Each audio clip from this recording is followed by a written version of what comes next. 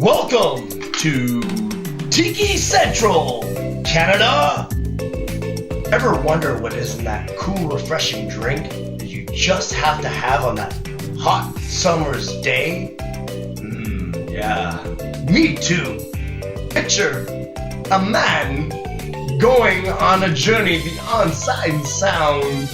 Wow, he has left society. He has entered Tiki Central with palm trees, beach sand, blue skies, and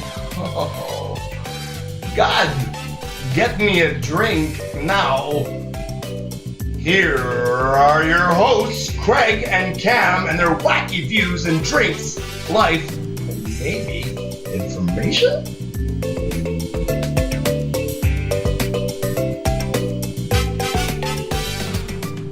So, Cam, oh my God, we're finally here at the Tiki Bar. I can't believe it. Yeah, I'm pretty happy about it as well. But to be honest, I think before we do anything else, we should probably introduce ourselves. Right, because, we're not quite famous yet. Wow. Speak for yourself, my friend. Oh, that's true. Yes, Mr. Vancouver boy. Yes. I'm famous in my own mind, and that's the only one that matters. That's true. Depending on the time of day, right? Yeah, without question. So, my name is Craig Stevens. I've been in the hospitality industry for over 25 years. Some of it mostly in the bar, being a bartender, bar manager, general manager, regional manager, all the good stuff. So I got to a point where, you know what? I'm like, why am I managing? I'm like the first guy in the building and the last guy out of the building, and I'm having probably the least amount of fun, and I'm doing paperwork, which I hate doing. Yeah, that's the way it is. So I got behind the bar again and scrapped management, and that's what I'm doing now. Right on. Well, and if I do say so, if I can say so, you do a hell of a job. Well, thanks. Pouring your beer, yes, that's. Well, you know, I got to keep my bartender happy. Well, and my customers happy too. Absolutely, right? And you do a good job. So, Cam, it's your turn. Well, my name's Cam, and I've lived in a couple of places in my life. Born and raised in Vancouver. I spent several years in Asia sampling the delicious beverages over there.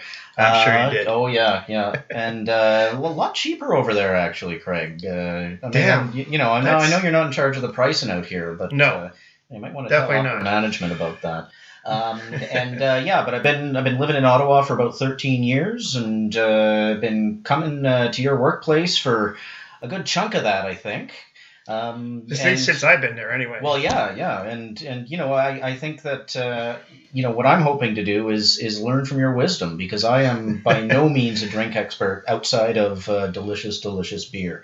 And Mad Tom mostly. Indeed, yeah. Muskoka Mad sure. Tom is certainly my is your choice of beers. My beverage of choice. Damn straight. Mm-hmm. So the first question, of course, we've always gotten from people so far is, why are we doing this podcast? Yeah. And then actually, this is a question Cam asked me about when we first talked about this project. Mm-hmm. And so what ended up happening was that throughout the years, I've actually learned more and more, done more research on bartending and the drinks and stuff, and all the methods that go along with it. And I get to a point where people are asking me questions about, like, what kind of rum should I use? What kind of recipes do you have for me if I'm doing this? What should I have in my bar? What tools I need? So and I got to a point where basically I'm like, okay, you know what? I should get this information out to people that I know. And what better way to do it than podcasts and YouTube? Also kind of helps me get my name out there in the community. Mm-hmm. Yeah, well, and absolutely. And I mean, folks, I can tell you from the bottom of my heart, this is a man with at least 3 bars in his own house. Okay, yes. Well, that's because the lovely girlfriend is patient and understanding, and hey, wants the support, but I have it.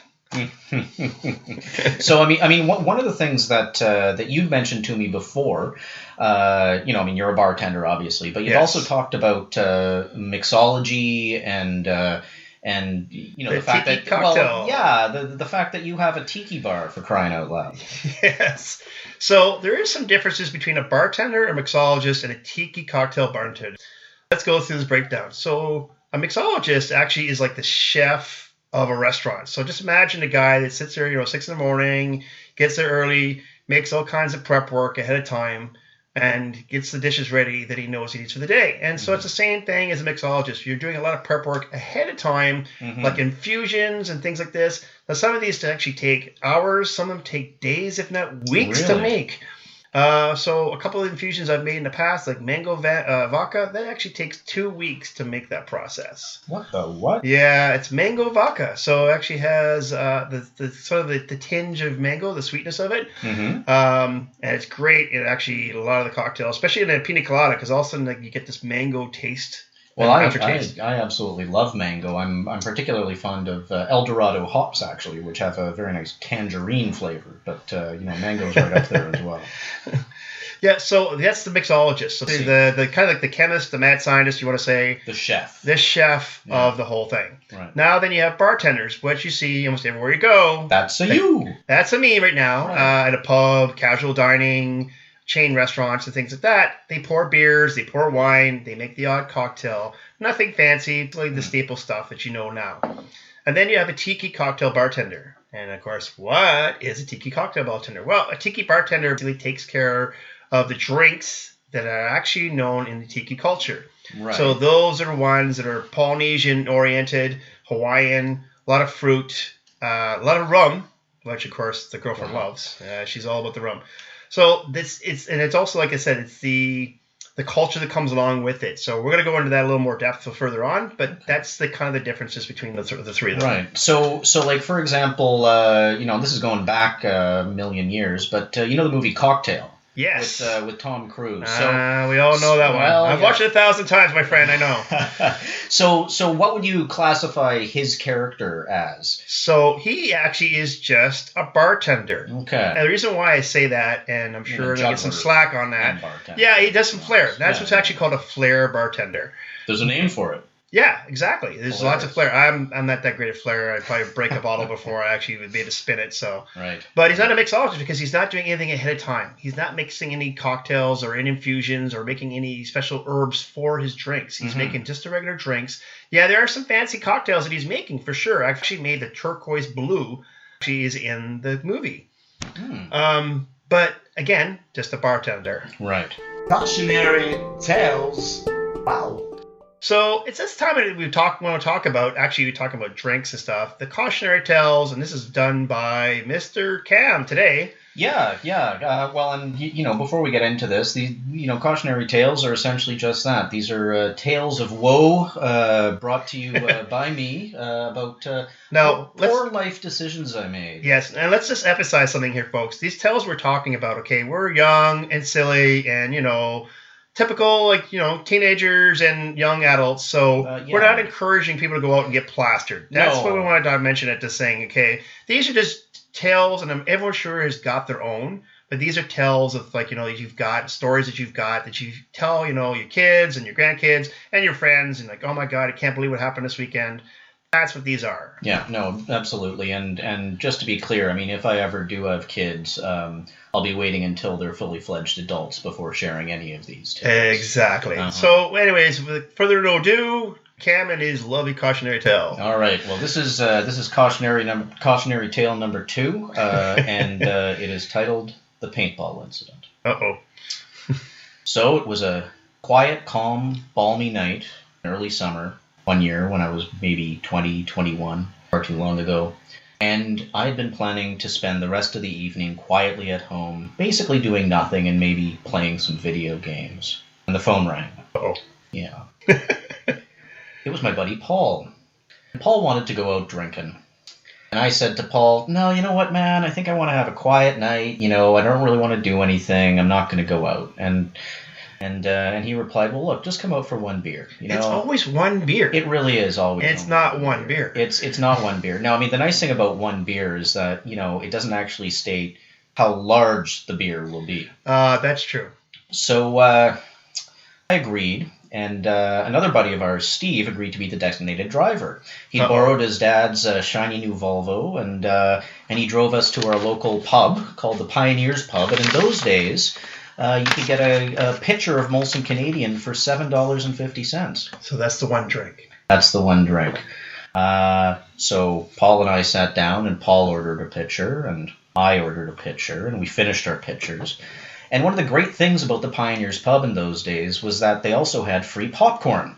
Uh-oh. Okay, so you just grab yourself a salad bowl, and you go up and you scoop up some popcorn, and you nosh that down as you're swinging back the suds. So then we decided, we looked at each other from across the table, and he said, "Another one?" And I nodded my assent. Uh-huh. You caved. Well, it was a challenge at this point. So, Paul and I had a couple of pitchers each. I wasn't a big guy at that point. And Wait. You're not a big guy now. Hey, I was a little. And then after a quick pit stop at my house to pick up my Vanilla Ice cassette, we headed to the grocery store and picked up a gallon of Sunny D, and then quickly off to the liquor store to pick up a 40 of vodka. We then shared the 26, or pardon me, the 40 of vodka and the Sunny D, and headed downtown with our buddy Steve driving. We eventually ended up at I wouldn't call it a house of ill repute, but it was pretty close. I had essentially blacked out at that point, but my buddies managed to get me back into the car, and we drove back. But then Steve made one critical mistake. Uh-oh. He stopped the car at Paul's house to let Paul out. Why is that a mistake? Well, my stomach wasn't ready to stop, and so I promptly, threw up into the magazine holder on the back of the front seat of his dad's car. Oh. And then I fell asleep again. So Steve got me back home. I stumbled to the front door, covered in my own sick, which I should note was yellow and from the Sunny D and chunky from the popcorn. And as I struggled to get my key into the front door, my younger brother opened the door, took one look at me, looked me up and down, and asked, "Did you go to paintball?" Okay, now I get it. Okay, yes. So there's the multicolor paintball. I got you. Okay. And that is my cautionary tale. Oh, yes. And again, we're not encouraging it, but Absolutely hey, it happens, not. right? I paid for it the next day. Yeah. So, now that I've given my little tale of woe there. Oh, no. You started talking a little bit about Tiki culture, Tiki bars. But I mean, what is Tiki? Because I'm not an expert in this. Okay, so Tiki culture started in North America in the 30s and 40s.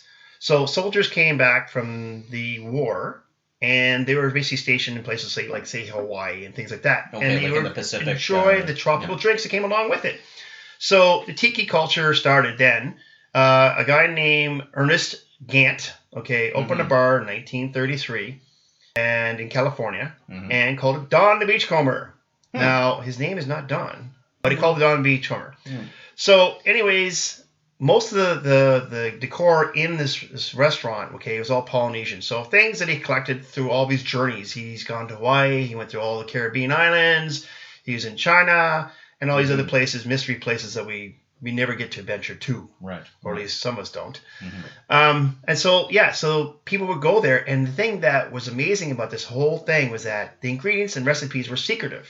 So he didn't want anyone to know his recipes or any of his drinks, so they couldn't duplicate it. I see. So you had to go there to have his drink. Right. Yeah, so proud, I imagine. This is how secretive it actually was, Cam. The recipe, even for the bartenders, was not known to them. So what ended up happening was that they would see a recipe, an ounce of bottle A and an ounce and a half of bottle B, and a spice, a couple dashes of spice C or something. Okay, so even the bartenders that worked with him didn't know the recipes. Wow. Exactly. Yeah. So then another guy named Victor Bergeron. Okay, well, that sounds like a good Canadian name. He actually is. His family base is actually out of Canada. So, yeah. So he owned a restaurant down in California, and I'm gonna laugh every time I read this name. I can't. Hinky Dinks. Now, what does Hinky Dink mean? I have no clue. I am still researching it. I have no clue. I have to assume it has a different meaning than it would have today. I'm not even going to ask. I don't even want to know what's on the menu. You know what I mean? So, anyways, he had his place called Hinky Dinks. He went and visited Don the Beachcomber's bar.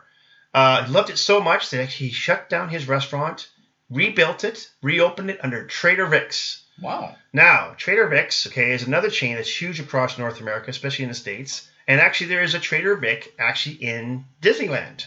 Oh, really? Yes. You go there, and they've got like these sort of animatic parrots and things in the whole place. It's very tropical. Sure. Yeah, they've kind of Disneyfied it. Yeah, of course, Disney, right? They got to, add their spew to it.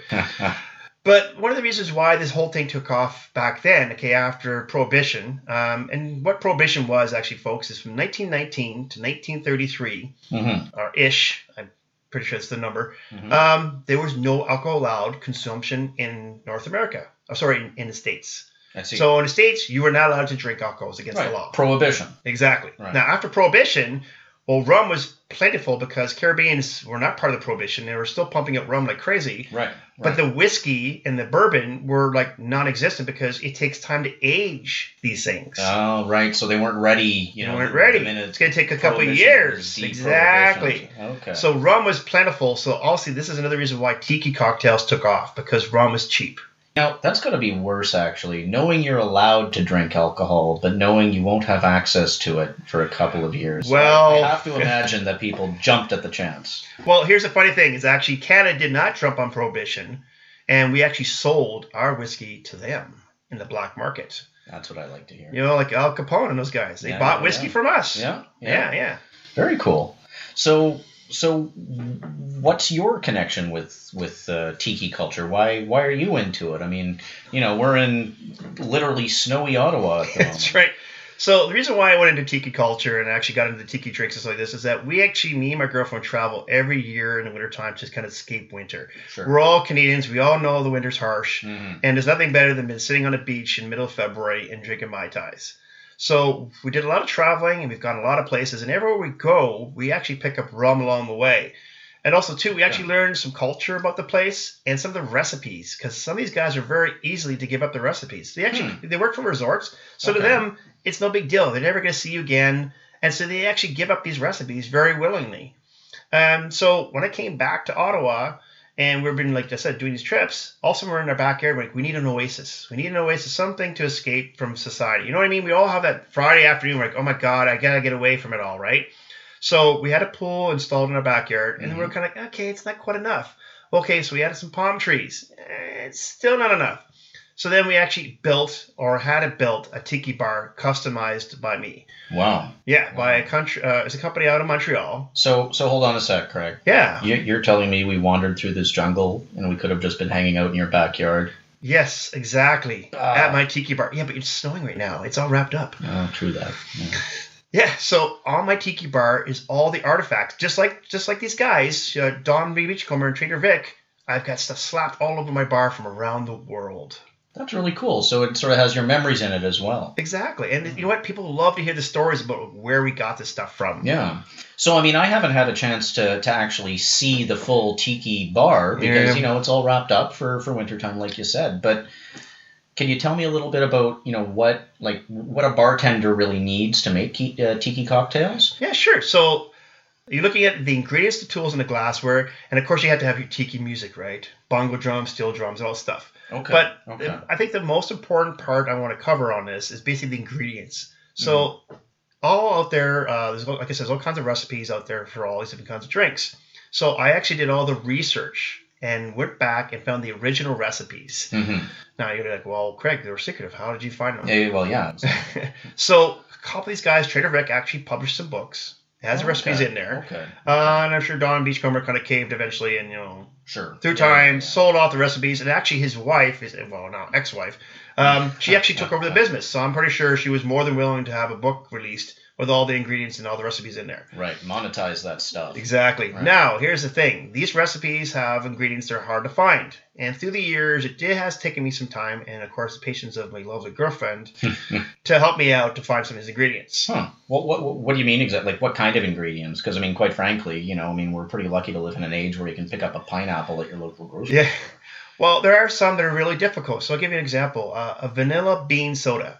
So a soda that tastes like has an infusion of vanilla bean. Now, when I first made this, I actually did the hard way. Strip a vanilla bean down, cut it in half, strip it down, put it into the rum, the soda, and then infuse it and hope to God it sticks. Sometimes it does, sometimes it doesn't. Right. So it's a hit and miss. Okay. So eventually, I'm like, there's got to be an easier way of doing this. So we researched, we looked around, we went to different places, and sure enough, in our own superstore, we actually found vanilla bean soda. It's actually in the health, you want to call it the gluten-free cardboard aisle. I call it the cardboard aisle. Right. Right, because everything down there is cardboard, right? Yeah. So that's the place we found it. So it's a vanilla soda. Is it like baking soda or no? Like a vanilla bean. So when you get like vanilla ice cream, sure, or I'm trying to think of another way of explaining vanilla. You know what I mean? Like vanilla. We have that vanilla sweet taste. But so it's a drink. Yeah, it's a soda. Yeah. Oh, okay. Okay. I gotcha. So, and then another else we did too is ginger beer. So if you make a Moscow Mule, you need ginger beer. Mm-hmm. Okay. Ginger beer is actually, you think like, well, it's easy. I'm just going to my store and there it is. Yeah. Some stores don't carry it. So we looked around, and finally found it actually at Bulk Barn. So ginger beer is different from both alcoholic beer and ginger ale. Ginger ale, correct. So ginger beer was originally actually made with beer. Sure, right. Of course, now it's not. Mm-hmm. Okay. Mm-hmm. Used for Moscow Mules. Oh, okay. Well, that's very cool. And the one I get actually is from Jamaica, so it's really good. Very nice. Yeah. So some of the tools also, let's talk about that. Some of the tools that you need. Sure. Yeah, well, I mean, like I've seen, you got like the shaker, you've got little glass rods and this kind of thing, right? Yeah. So I know, like, when you're looking at a bar, like, okay, some of these things actually are they really important? Do you actually need them to do the drink? Mm-hmm. Or are they just there for show and flair? Yeah. Now, there are some parts, you'll see guys, especially guys doing flair, that, yeah, they're doing some of the stuff for flair.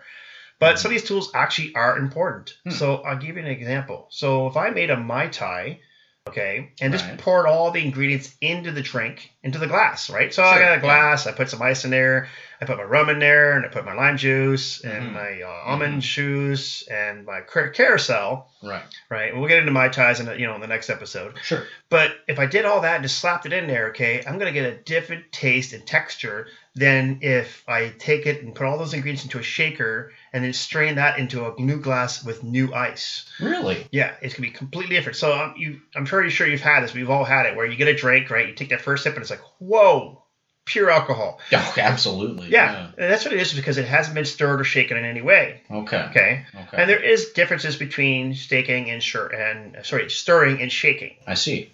Yeah. So James Bond was actually sort of onto something? So James Bond actually, his martini is actually made incorrectly. Oh, really? Yeah, I know. It sounds weird, but actually it's made incorrectly.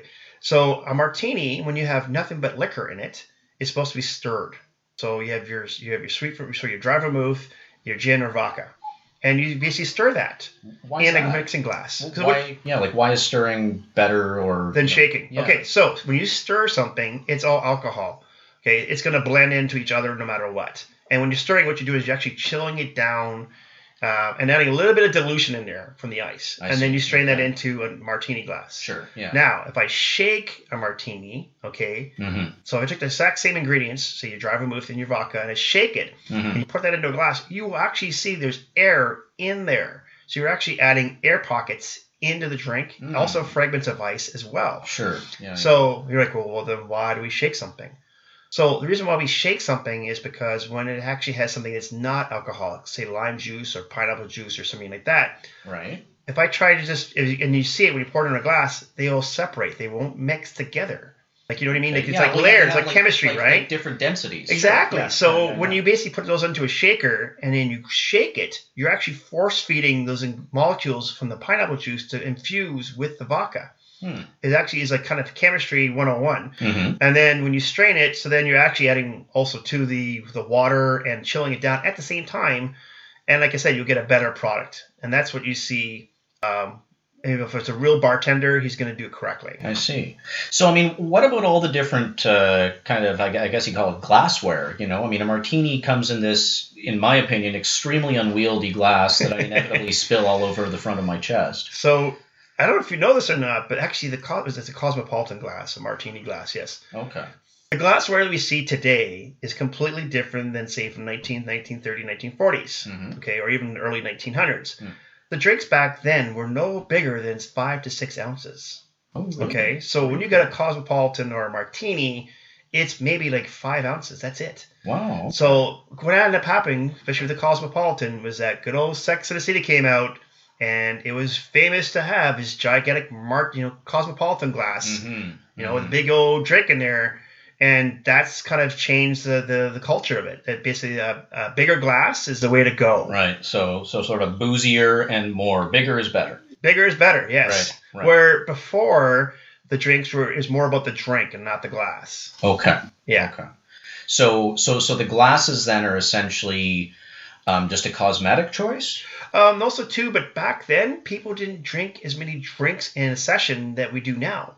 So in the 60s and 70s, we actually had a change in culture when it came to drinking in society, where people would just want to booze it up. They want to get drunk, and they want to drink as many drinks as possible. Sure. Before that, it was more about, and if you actually look at some of these old drinks, okay, like the Aviation, some of the original drinks, they were more potent. They were more strong, like alcohol-wise. They weren't polished off like we know now. Yeah. And you just didn't suck these things back. Yeah, you got wobbly-legged. Yeah. Like example, one it still has carried on throughout the years is a Negroni.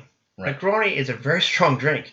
It's not something where you have 3 or 4 of those in a night. It's you have maybe 2. Right, and that's it. Exactly. I see. Oh, okay. So then, with all these components, I've also seen a lot of, when I'm looking at a bar, there's also a whole bunch of, little bottles or like, little confections and that type of thing that seem to be, I've seen used in what I would call kind of fancy drink making. Right. So like some of them are bitters. Okay. Well, what are bitters? So what bitters is something like say let's take orange bitters for example. Orange bitters is concentration of an orange. So basically the orange peel, the orange rind, and all that stuff. Very heavily concentrated, and then it's actually infused in with a spirit, be it rum or vodka, and then it's basically distilled and filtered. Okay. It's super concentration. So I'm trying to think of something I can associate with. Let's say, remember when we were kids and we had Kool-Aid? Sure. Okay, so Kool-Aid, you actually had to add water to it, right? Because it's super concentrated, without question. It was massively concentrated. So it's the same process as bitters. So bitters is super concentrated. It actually only takes a couple drops. That's it in a drink. Right. So that's what you see there. And, of course, other things you see is infusions, like I was talking about with mixology. Okay, very interesting. Did you know? Did I know what?